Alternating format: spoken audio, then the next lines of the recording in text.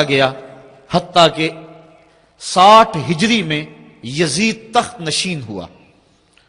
یزید بدکار شخص تھا، ابن اسیر اور دیگر بڑی بڑی معتبر کتب تواریخ میں اس کے سیاہ کارناموں کے تذکرے موجود ہیں۔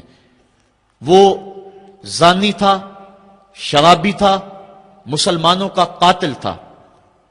بنت عنب کے ساتھ شہر مکہ اور شہر محبوب مدینہ تو رسول میں جو اس کی بدمعاشیاں ہیں ان سے کون بے خبر ہے۔ اس نے شہر مکہ میں بیٹھ کے شراب پی اور حضرت امام حسین رضی اللہ تعالی عنہ جب گزرے تو اس نے ایک جام بڑھاتے ہوئے نواسہ رسول کے آگے پیش کرتے ہوئے کہا کہ اس کو پی لو، کہ قرآن نے یہ نہیں کہا کہ شرابیوں کے لیے خرابی ہے، بلکہ قرآن نے تو کہا نمازیوں کے لیے خرابی ہے، لہٰذا یہ شراب کا جام لے لیجئے اور اس کو نوش کر لیجئے۔ حضرت امام حسین اللہ یاس باللہ کہتے ہوئے آگے گزر گئے۔ انہوں نے یزید کن کرتوتوں کو اپنی آنکھوں کے سامنے دیکھا تھا اور اس کے سیاہ کارنامے حضرت عبداللہ فرماتے ہیں کہ ہم نے اس وقت اس پہ خروج کیا جب ہمیں یقین ہو گیا کہ اس کی کرتوتوں کی وجہ سے آسمان سے کہیں پتھر نہ برسنے لگ جائیں۔ صرف واقعہ کربلا ہی نہیں، اس نے مدینہ تو رسول کے اندر 700 صحابہ کو شہید کیا، 10,000 تابعین کو قتل کیا اور 300 نوجوان خواتین کی آبرو ریزی کروائی۔ اور مکہ المکرمہ میں یزید نے کعبۃ اللہ پہ سنگ باری کی۔ یہ تاریخ کے حوالے ہیں جو آپ کے سامنے رکھ رہا ہوں۔ حتیٰ کہ پورا مطاف پتھروں سے بھر گیا، کعبے کا غلاف جل اٹھا۔ حضرت اسماعیل علیہ السلام کے عوض میں جو دمبا آیا تھا اس کے سینگ کعبۃ اللہ کی چھت پہ رکھے گئے تھے، وہ سینگ بھی جل گئے۔ اسی لیے ان ایام کو ایام حرہ کہا جاتا ہے تاریخ کے اندر۔ 3 دن تک مسجد نبوی میں نہ اذان ہوئی نہ اقامت ہوئی اور مسجد نبوی کے اندر یزید کی فوجوں کے گھوڑے بندھے رہے۔ منبر رسول کی حرمت پامال کر دی گئی۔ اب وہ یزید جب تخت نشین ہوا تو حضرت امام حسین رضی اللہ تعالی عنہ کو ولید بن عتبہ نے بلا کر کہا کہ تم یزید کے لیے بیعت کر لو۔ تو حضرت امام حمام حضرت امام حسین نے 2 ٹوک کہا کہ یہ کیسے ہو سکتا ہے کہ میں اس جیسے ظالم شخص کے ہاتھ پہ بیعت کروں۔ آپ یہ کہہ کے پلٹے تو مروان بن حکم نے مشورہ دیا کہ یہ موقع ہے، جانے نہ دو، اگر یہ چلے گئے قابو پانا دوبارہ مشکل ہوگا، لہٰذا ابھی ان کو قتل کر دیا جائے۔ یہ حضرت امام حسین رضی اللہ تعالی عنہ کے کانوں میں آواز پڑی۔ روایات میں آتا ہے کہ آپ نے انہی قدموں کے بل پیچھے پلٹ کے نیام سے تلوار باہر نکالی اور ہوا میں لہرانی شروع کر دی۔ محمدی کے چھار سے حیدری شیر نکل آیا۔ کہا ولید بن عقبہ تو ہمیں نہیں جانتا ہم کون ہیں؟ آنا حسین ابن علی ابن ابی طالب، میں حسین ہوں، علی کا بیٹا ہوں اور علی ابو طالب کا بیٹا ہے۔ ہمارے گھر میں قرآن اترتا رہا ہے، فرشتے ہمارے گھر میں آتے رہے ہیں۔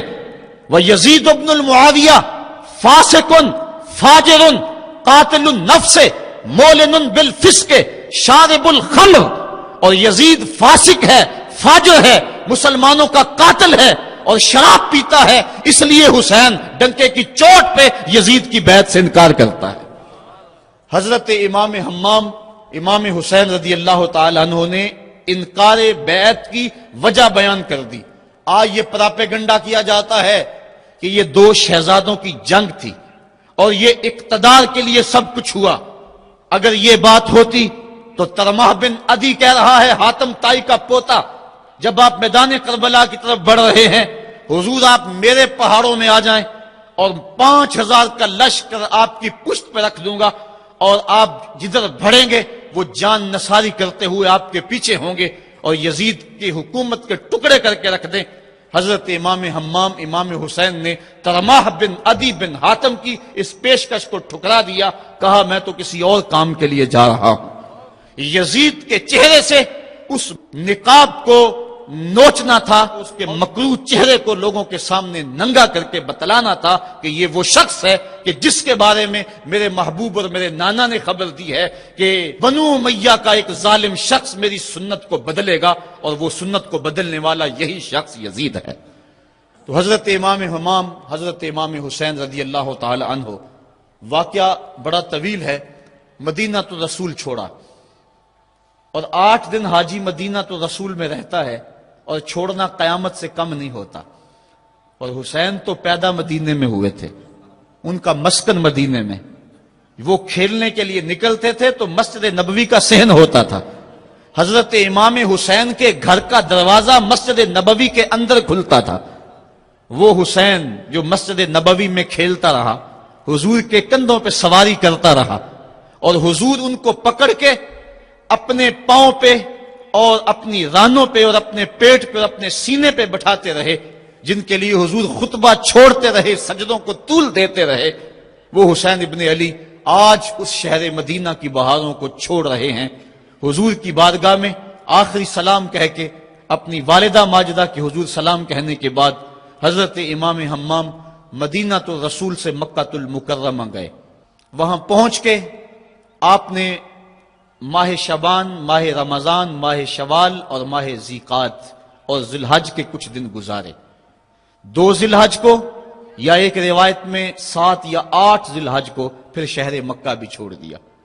قصہ طویل ہے کہ 150 خطوط تھے کوفیوں کے، جنہوں نے لکھا تھا کہ ہمارا امام کوئی نہیں، آپ آئیں اور ہم آپ کی قیادت کے اندر حق کا علم لہرانا چاہتے ہیں۔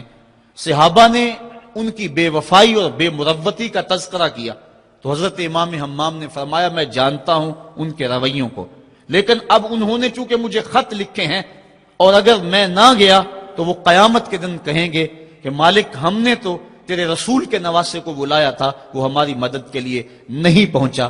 فرمایا اگر میں جاتا ہوں اور کلمہ حق بلند ہو جاتا ہے تو پھر بھی درست، اور اگر وہ بے وفائی کرتے ہیں اور اس رستے میں مجھے جان دینا پڑتی ہے تو پھر بھی کوئی بات نہیں، پھر بھی میں مراد کو پہنچا ہوا اپنے آپ کو پاؤں گا۔ آپ مکہ المکرمہ سے کوفہ کی سمت روانہ ہوئے۔ رستے میں حضرت مسلم بن عقیل کی شہادت کی خبر ملی، لیکن پھر بھی آگے بڑھتے چلے گئے۔ کوفہ سے 2 منزل دور حر بن یزید ریاحی 1000 کے لشکر کے ساتھ مزاحم ہوا اور آپ کو روک کر میدان کربلا میں لے گیا۔ آپ نے کہا کہ میں یزید کی بیعت کسی صورت میں نہیں کروں گا، جس سے صرف حق ہی قبول ہو، یہی جس کا اصل اصول ہو، جو نہ جھک سکے جو نہ بک سکے، اسے کربلائیں ہی راس ہیں۔ حضرت امام حسین امام حمام کربلا کے تپتے ہوئے ریگزار کے اندر 2 محرم کو پہنچے، اور 9 محرم تک آپ مختلف انداز سے مفاہمت کی بات اس انداز سے کرتے رہے کہ میں بیعت نہیں کروں گا، لیکن کچھ تو خون سے بھی بچنا چاہتا ہوں۔ لیکن ان کا ایک ہی مطالبہ تھا کہ ہر صورت میں بیعت کرنا ہوگی، اس کے علاوہ کوئی صورت نہیں ہے۔ ان کا یہ مطالبہ تھا، ان کی بات یہ تھی کہ بیعت تو میں کسی صورت نہیں کر سکتا، چونکہ انکار بیعت کی جو وجہ آپ نے وہاں بیان کی وہ وجہ بہر صورت موجود تھی، اس لیے کہا کہ کسی صورت میں میں یزید کے ہاتھ پہ بیعت نہیں کر سکتا۔ خیر وقت گزرتا گیا، پھر 9 کو یہ بات طے ہو گئی کہ لڑنے کے لیے تیار ہو جاؤ اگر تم نے بیعت نہیں کرنی۔ بیعت کرنے کی صورت میں مراعات سے نوازا جا رہا تھا، بڑے سے بڑا شہنشاہ بھی ہوتا اس کے پاؤں میں بھی لغزش آ جاتی، لیکن حضرت امام حسین رضی اللہ تعالیٰ عنہ نے فرمایا کہ یہ تخت و تاج کیا چیز ہیں، جن کی مسند محبوب کی گلی میں لگی ہو وہ تخت سکندری پہ کبھی تھوکا بھی نہیں کرتے۔ مجھے ان تخت و تاج کی پرواہ نہیں، میں تو کلمت الحق کے اعلیٰ کے لیے میدان عمل میں آیا ہوں۔ آپ نے مقام بیضا پہ خطبہ دیتے ہوئے کہا تھا کہ لوگوں میں جانتا ہوں کہ میرے ساتھ کیا ہونے والا ہے، لیکن اس کے باوجود میں میدان میں اس لیے جا رہا ہوں وَلَكُمْ فِيَّ أُسْوَةٌ کہ میری زندگی تمہارے لیے ایک نمونہ بن جائے۔ آپ نے اپنی زندگی کو قیامت تک آنے والی نسلوں کے لیے ایک نمونہ قرار دیا، اور میں نے پچھلے اجتماع کے موقع پہ کہا تھا، جو احباب پچھلے اجتماع پہ موجود تھے انہیں وہ جملے یاد ہوں گے کہ قیامت تک جبر کے خلاف جتنی بھی تحریکیں اٹھیں گی سب کا قائد حسین ابن علی ہوگا۔ انسان کی عقل اور منطق اس کو یہ دلیلیں دیتی ہے کہ تم جبر کے خلاف اگر میدان میں آئے تو کٹ جاؤ گے، ٹکڑے کر دیے جائیں گے۔ جبر سے مفاہمت کر لو، لیکن عشق سکھاتا ہے مفاہمت نہ سکھا، جبر ناروا سے مجھے، میں سر بکف ہوں، لڑا دے کسی بلا سے مجھے۔ تو عشق انسان کو لڑنے کا سلیقہ دیتا ہے، محبت باطل سے ٹکرانے کا درس دیتی ہے۔ کہا میں اس کے باوجود میدان عمل میں جا رہا ہوں اس لیے کہ میری زندگی تمہارے لیے نمونہ بن جائے اور قیامت تک لوگ میری زندگی سے راہیں تلاش کرتے کرتے میری زندگی کو نمونہ بناتے بناتے جبر کے مقابلے میں کھڑے ہو جائیں اور سرخروئی اور کامیابی حاصل پائیں۔ تا قیامت قطع استبداد کرد، موج خون او چمن ایجاد کرد۔ اللہ اللہ بائے بسم اللہ پدر، مانائے ذبح عظیم آیت بسر۔ سرخ رو عشق غیور از خون او، شوخی این مصرع از مضمون او۔ عشق غیور کے چہرے پہ جو سرخی دوڑ رہی ہے یہ حسین ابن علی کے خون کا صدقہ ہے۔ ان کے خون نے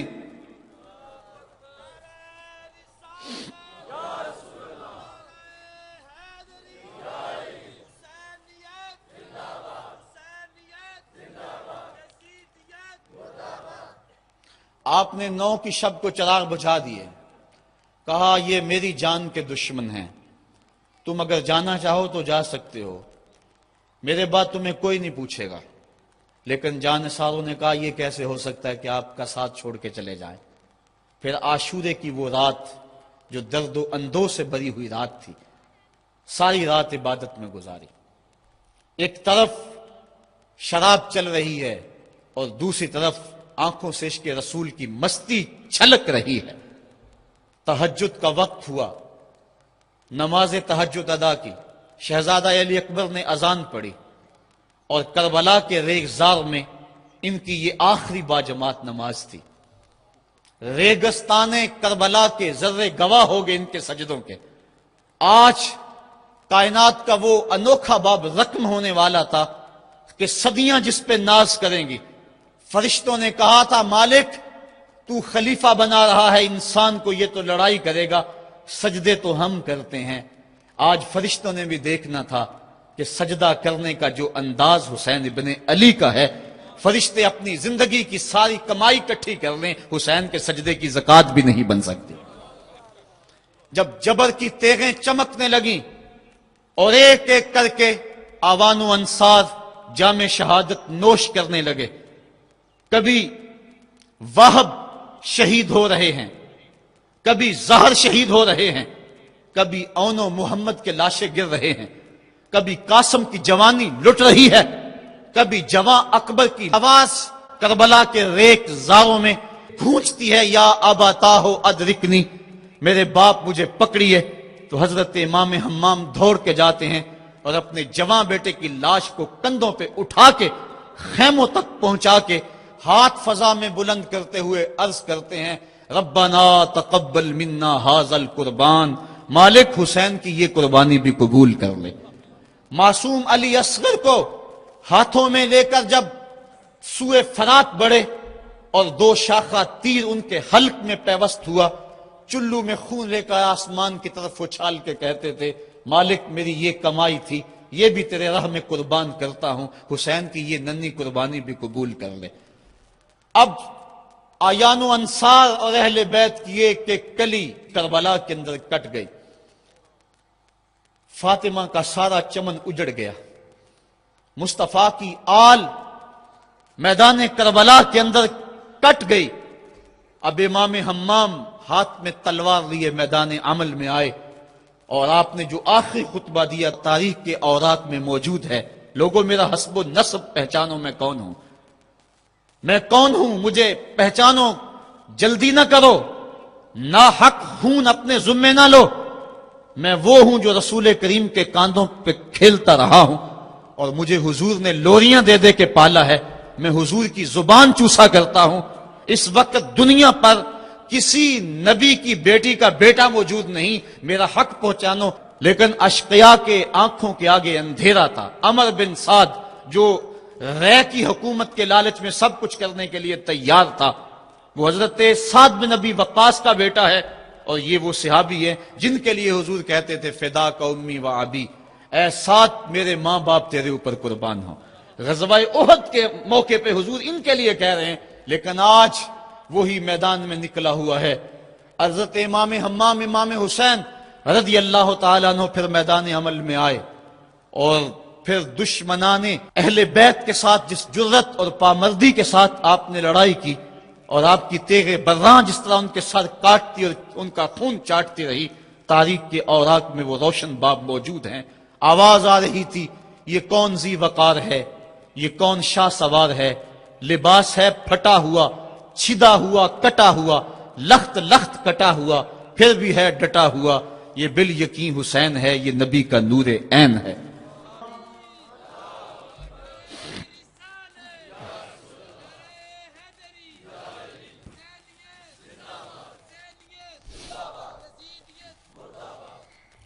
حضرت امام حسین حضرت امام حمام رضی اللہ تعالی عنہ میدان کربلا کے اندر جبر کی تیغوں کے مقابلے میں کھڑے ہیں۔ حق بلند ہوتا ہے، باطل کے پاس جتنے مرضی لاؤ لشکر ہوں، باطل بزدل ہوتا ہے، اس کے سینے کے اندر وہ حرارت نہیں ہوتی جو حق کے سینے کے اندر ہوتی ہے۔ ذرا غور تو کرو، 22,000 کا لشکر جرار ان کے مقابلے میں، جو محتاط روایات کے مطابق، ورنہ 82 کی روایت بھی کتب تواریخ میں موجود ہے، بلا 72 افراد جو 3 دن سے بھوکے بھی اور پیاسے بھی ہیں، ان کے لیے 22,000 کا لشکر کیا معنی رکھتا ہے۔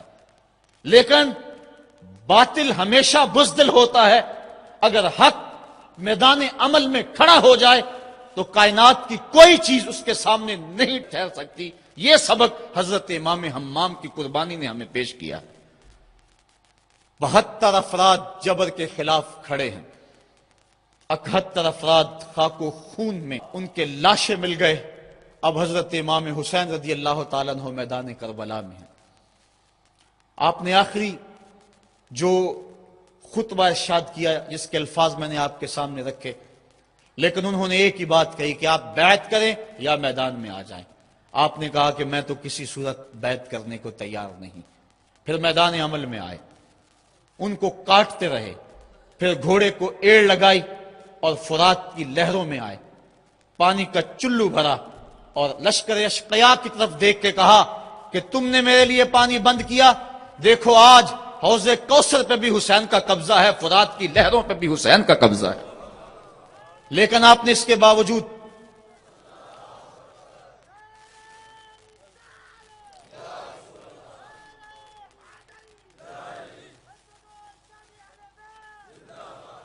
حضرت امام حمام حضرت امام حسین رضی اللہ تعالیٰ عنہ نے پانی پیا نہیں۔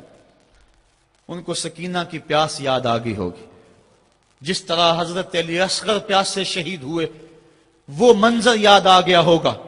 اور دوسری بات یہ تھی، یہ امتحان تھا، اس لیے حضرت امام حمام نے پانی نہیں پیا، لیکن ان کو بتلانا مقصود تھا کہ اگر میں چاہوں تو یہ پانی پہ قبضہ کر سکتا ہوں، اور پھر یہ ساقی حوض کوثر کے نواسے ہیں، اگر یہ اشارہ کرتے تو کوثر کی نہریں چھلک کے کربلا کے میدان میں آ جاتی۔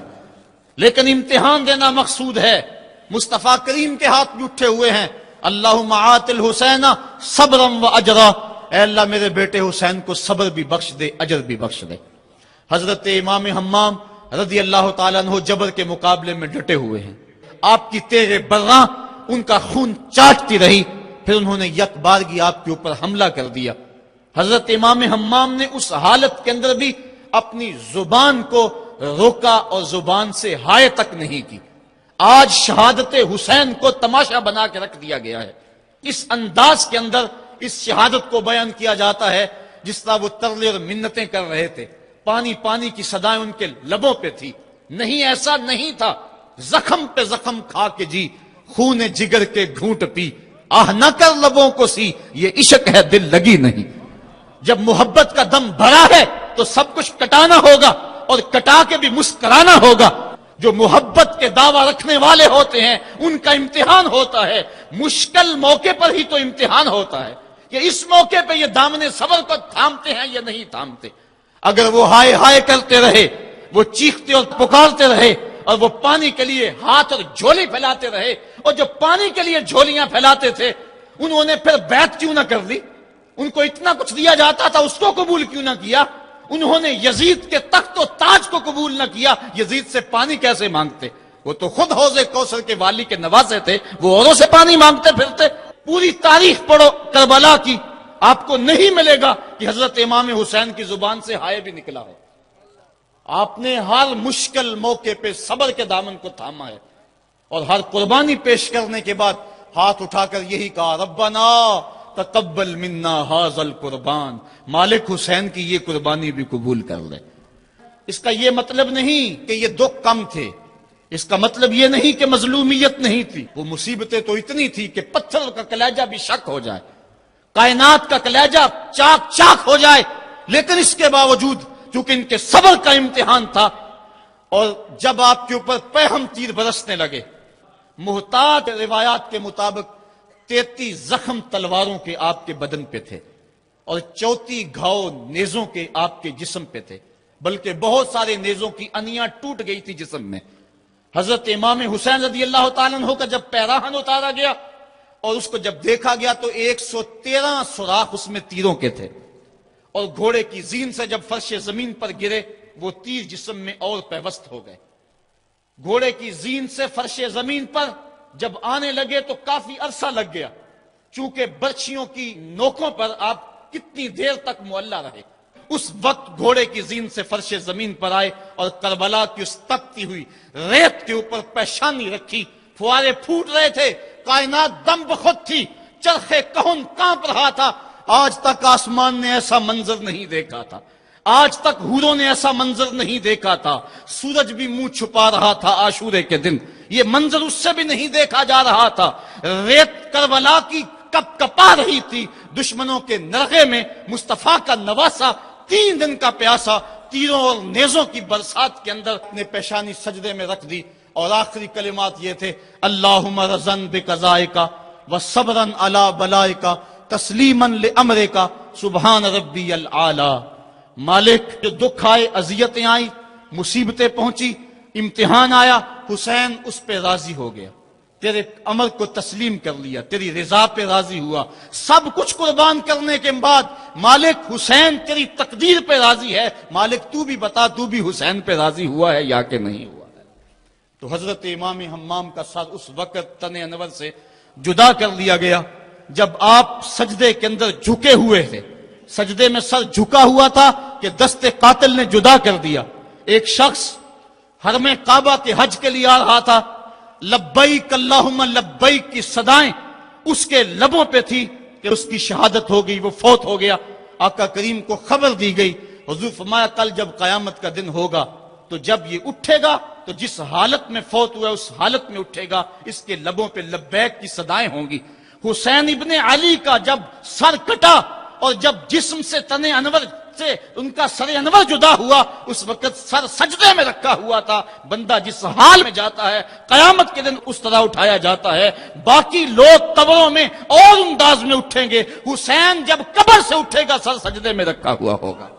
قیامت تک حسین نماز میں ہے، قیامت تک حسین نماز میں ہے، قیامت تک حسین سجدے میں ہے، قیامت تک حسین کا سر اللہ کے حضور جھکا ہوا ہے، اور وقت کے یزیدوں کو للکار رہا ہے، وقت کے یزیدوں تم اپنے اپنے دور میں پر پرزے نکالتے رہو گے، لیکن حسین کا سر اور حسین کے ماننے والوں کا سر کبھی بھی تمہارے سامنے نہیں جھکے گا۔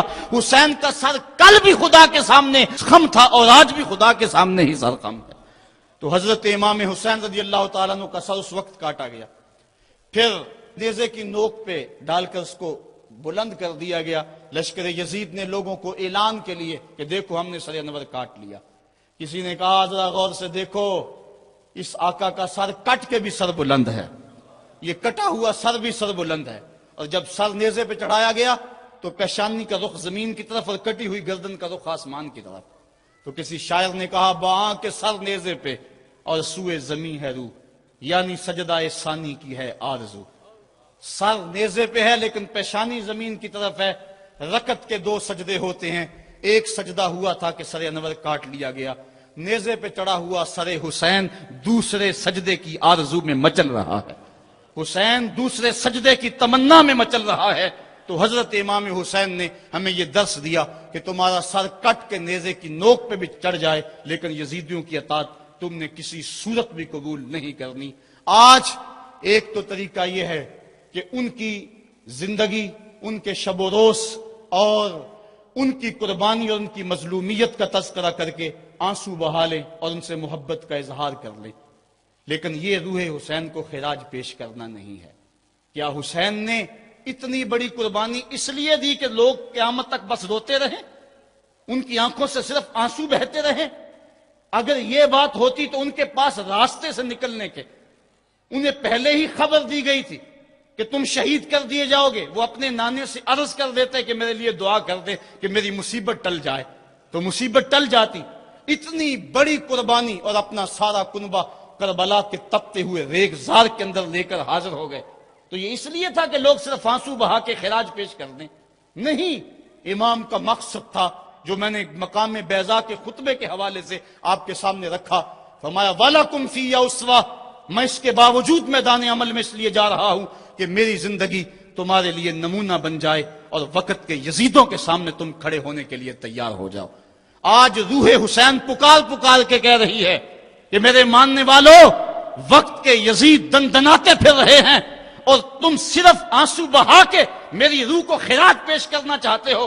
میری روح یوں ہی خوش نہیں ہوگی، میں تو خوش تب ہوں گا جب تم کربلائیں سجاؤ گے، جب تم وقت کے یزیدوں کے سامنے کھڑے ہو کے میری للکار کو تازہ کرو گے تو پھر میری روح سرشار ہو جائے گی کہ اپنے نانے کی امت کو جو پیغام دے کر گیا ہوں وہ پیغام آج بھی زندہ ہے۔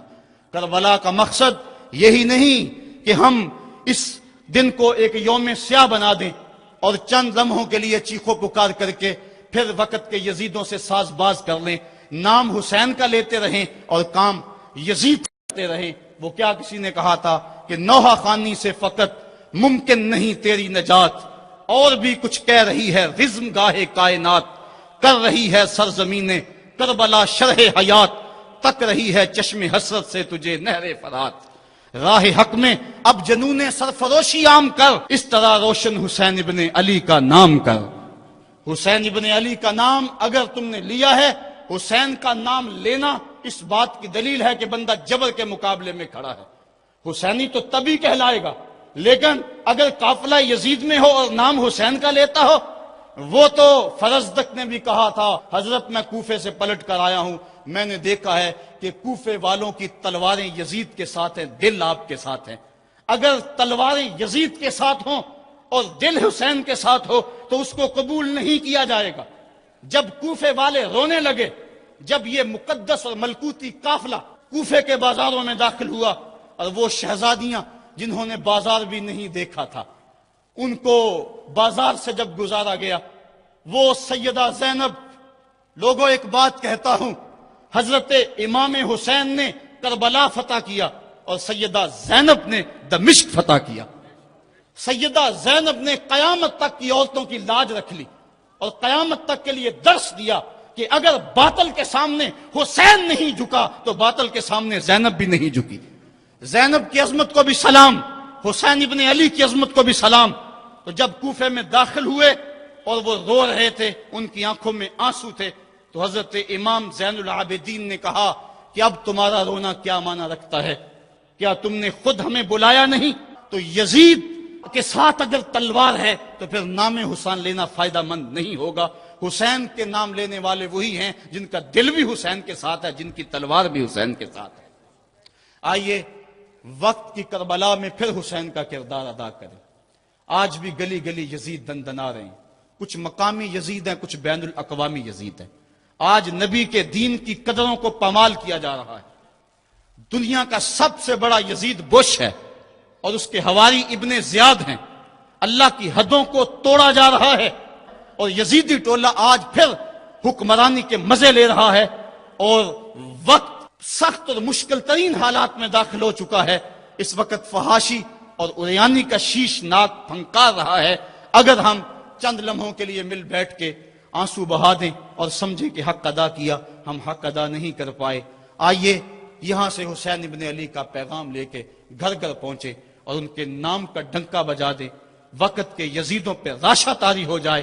ہمارا کردار، ہمارا عمل، ہماری للکار حسین ابن علی کی جانشینی میں ہو، اور پھر ہمارا اٹھنے والا قدم آگے بڑھتا رہے۔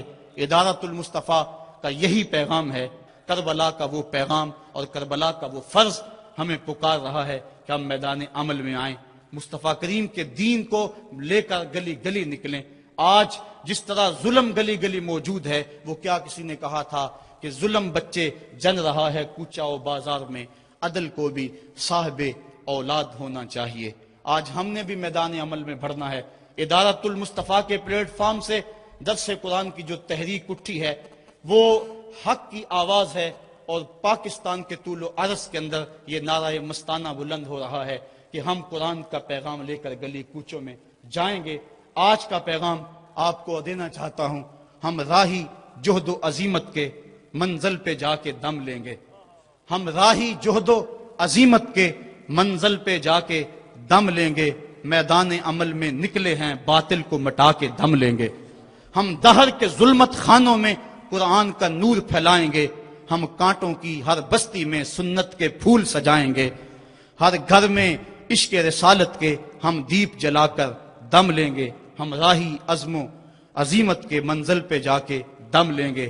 ہم وارث شیخ مجدد کے شاہوں سے بغاوت کرتے ہیں، ہم وارث شیخ مجدد کے شاہوں سے بغاوت کرتے ہیں، ہم وقت کے ہر ایک اکبر سے اعلان نفرت کرتے ہیں، ہم خادم دین محمد کے ایک رب کی عبادت کرتے ہیں، لا دین اور کافر سوچوں کو سولی پہ چڑھا کے دم لیں گے۔